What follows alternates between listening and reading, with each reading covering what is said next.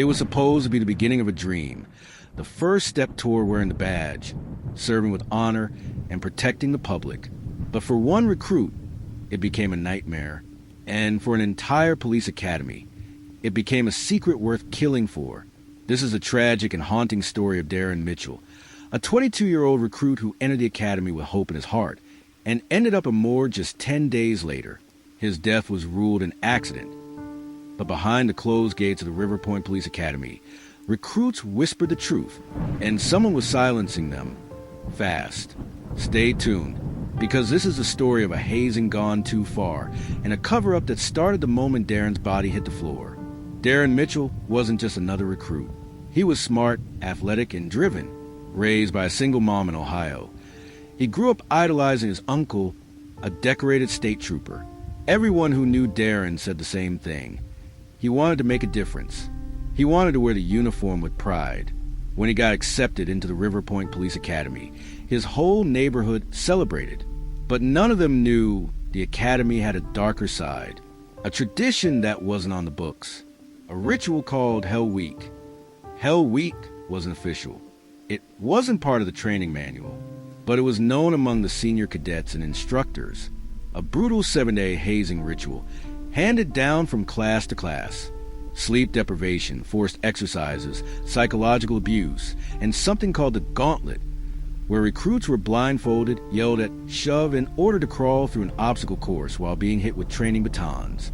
All of it off the record, and all of it, according to the academy, just tradition. Darren didn't complain. He pushed through, even as others dropped out. But something happened on the 5th night. Something deadly. According to a leaked statement from a fellow recruit, Darren collapsed during a late-night run after hours of physical punishment. He was dizzy, his breathing shallow. A few of the instructors mocked him, yelling that he was too soft to be a cop. Then he vomited, clutched his chest, and hit the pavement. Instead of calling 911 immediately, they dragged him inside. An off-duty medic, another recruit, reportedly begged to take his vitals. He was denied.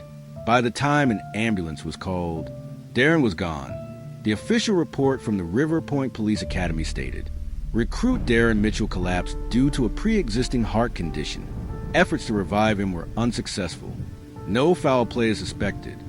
The media picked up the story, but only briefly. One article. No follow-up. Case closed. Or so they thought, because Darren's mother didn't believe it for 1 second, and she started asking questions. Her name was Lisa Mitchell, and she wasn't about to bury her son without answers. She demanded the autopsy report. It showed severe internal trauma, broken ribs, bruises inconsistent with CPR. Her son didn't die of a heart condition.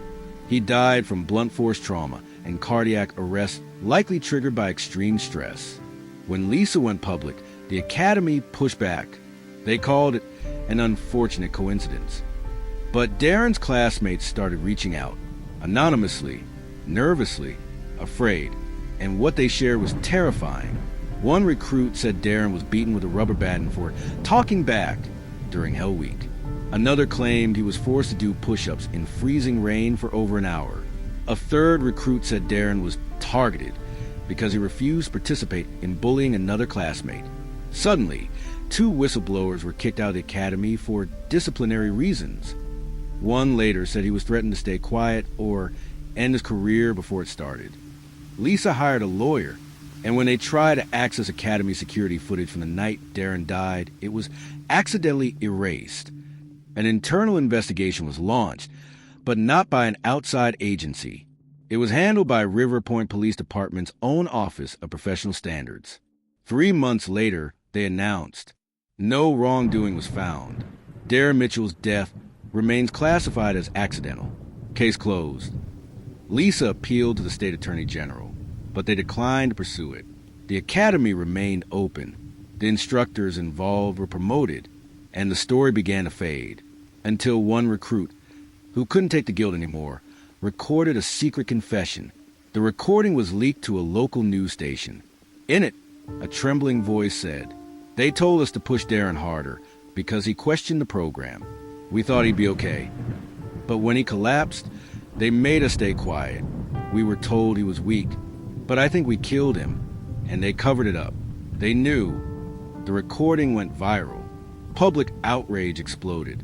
Finally, state officials were forced to act, and what they found was even worse than expected.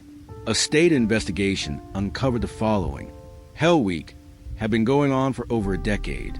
Multiple recruits had been hospitalized in past classes, but none of those injuries were ever reported. Instructors kept handwritten discipline logs off the record.